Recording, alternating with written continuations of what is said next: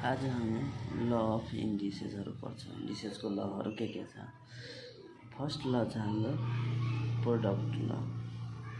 Product लले के हुन्छ भन्दाखेरि यदि कुनै पनि सेम बेसलाई मल्टिप्लाईमा यदि सेम बेस छ भनेदेखि सेम बेसमा पावर फरक छ, बेस सेम छ भने त्यसको पावर के हुन्छ मल्टिप्लाईमा एड हुन्छ है। जस्तै इक्जाम्पलको लागि 2 को पावर 2 छ मल्टिप्लाई 2 को पावर 3 छ, त्यसलाई हामी लेख्न सक्छौँ 2 को पावर 2 प्लस 3 जो भइहाल्यो 2 को पावर 5। अरू पनि हामी इक्जाम्पल लिन सक्छौँ। x को पावर यहाँ a छ इन्टु हैन, x को पावर यहाँ b छ भने यसलाई हामी लेख्न सक्छौँ x को पावर a प्लस b है। अर्को लतिर जाउँ। हाम्रो अर्को ल छ कोसेन्ट ल। कोसेन्ट लले के भन्दाखेरि यदि सेम बेस सेम छ त्यसलाई हामी अलग अलग पावर छ बेस सेम छ भने त्यसलाई यदि हामी डिभाइड गरिरहेको छ त्यो नम्बरहरूलाई त्यो नम्बर जो पावर के हुन्छ भन्दाखेरि सब्ट्र्याक्ट हुन्छ भनेको पहिलो बेलाबाट हामी दोस्रोको पावर सब्ट्र्याक्ट गर्छौँ भनेको दुईटीको बेस सेम छ भने पावर के भइहाल्छ सब्ट्र्याक्ट भइहाल्छ। जब यम ठुलो हुन्छ यन भन्दा तब हामी लेख्छौँ पावरमा यम माइनस यन। यदि यसैमा हाम्रो यदि यम सानो छ यन इज ग्रेटर देन यम भनेको यन ठुलो छ यम सानो छ त्यति बेला हाम्रो भइहाल्छ 1/n माइनस यम है। जस्तै इक्जाम्पलको लागि हामीले 2 को पावर 5 डिभाइडेड 2 को पावर 3 छ त्यसलाई हामी के लेख्न सक्छौँ बेस सेम हुनु पर्यो है। बेस सेम छ भनेदेखि हामी के लेख्न सक्छौँ 2 को पावर 5 माइनस 2 को पावर जो 3 थियो त्यसलाई हामी के गर्यो 2 को पावर 5 माइनस 3 गर्छौँ त्यही भएर 2 को पावर 2।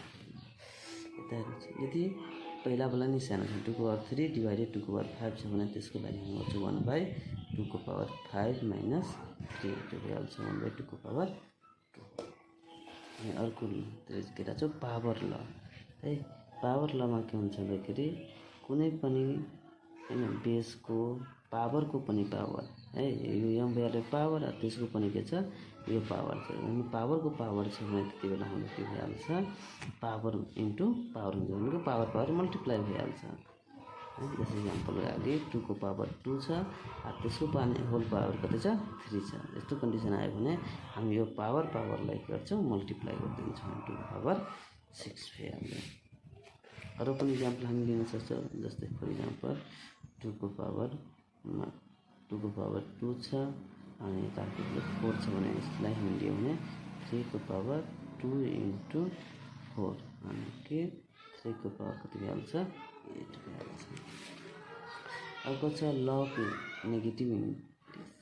यदि पावर नेगेटिभमा छ भनेदेखि त्यति बेला यदि पावर नेगेटिभमा छ भनेदेखि हाम्रो त्यति बेला भइहाल्छ 1/a को पावर m। जस्तै a को पावर माइनस m छ भने 1/a को पावर m भइहाल्छ। और 1/a को पावर m छ भने त्यसलाई हामी लेख्न सक्छौँ a को पावर माइनस m है। और a को पावर m छ भने त्यसलाई हामी अर्को पनि लेख्न सक्छौँ 1/a को पावर माइनस m। तर यसलाई हामीले चेन्ज गरेर के भइहाल्छ पावर m भइहाल्छ। जस्तै इक्जाम्पल 2 को पावर -1 भनेको के हुन्छ 1/2 छ भने 2 को पावर -1 लेख्न सकिन्छ। अर्को ल छ हाम्रो law of zero index. Zero index भनेको पावर 0 है। कुनै पनि कुराको पावर यदि 0 छ भने भ्यालु 1 हुन्छ। भले 2 को पावर 0 होस् तब पनि 1 हुन्छ या 100 को पावर 0 होस् तब पनि 1 हुन्छ। जुनसुकै नम्बरको या ab को पावर 0 दियो भने यो पनि हुन्छ 1 हुन्छ। अरू छ रुट ल अफ इन्डिसेस है। रुट a को पावर m/n छ भने त्यसलाई हामी के लेख्न सक्छौँ nth रुट a को पावर m भनेको यो nth रुट छ त्यही के भइहाल्छ डिभाइडमा जान्छ पावरको डिभाइडमा भइहाल्छ है। जस्तै m a को पावर m छ भने त्यसलाई हामी लेख्न सक्छौँ a को पावर m/m। जस्तै इक्जाम्पलको लागि हैन रुट अन्डर 2 को पावर 3 छ त्यसलाई लेख्न सक्छौँ 2 को पावर 3/2। यसरी गरेर हामी बुझ्न सकिन्छ। इन्डिसेसको के इक्जाम्पलहरू जस्तै नोमेनक्लेचर बनाउने गरेको छ। जस्तै 125/64 को पावर छ -2/3 डिभाइड छ 625/256 को पावर -1/2। यसले अब सोल्भ कसरी गर्ने, त्यसलाई सोल्भ गर्नको लागि हामीले के गर्नुपर्छ, पहिला यो 125 भनेको 5 को क्युब हो। फ्याक्टराइज गरेपछि हाम्रो कति आउँछ, 5 × 5 × 5 5 को क्युब। 64 भनेको 4 × 4 × 4 त्यसले 4 को क्युब लेख्न चाहिन्छ। त्यसै गरी 625 भनेको त्यो भइहाल्छ, 5 × 5 × 5 × 5 भनेको 5 को पावर 4।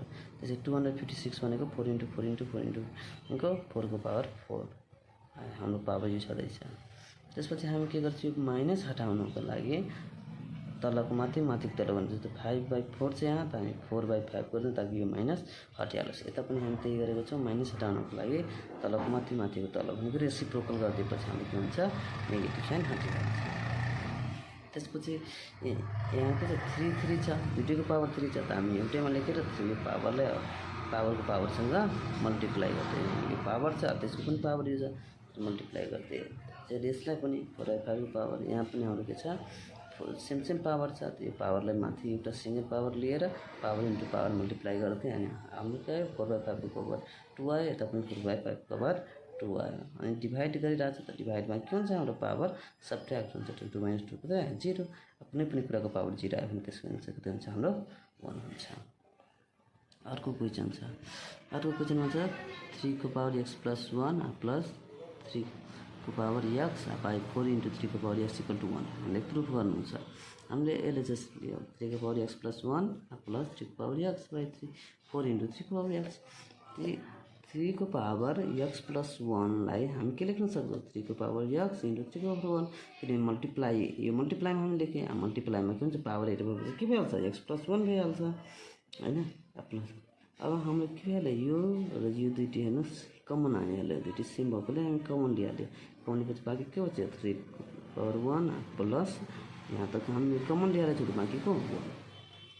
अब 3 को पावर x र 3 को पावर के होला, हाम्रो क्यान्सल भइहाल्यो। अनि बाँकी 3 + 1 भनेको 4, अब 4/4 हाम्रो के भइहाल्यो, 1 भइहाल्यो। अनि R is equal to proof भइहाल्यो हाम्रो।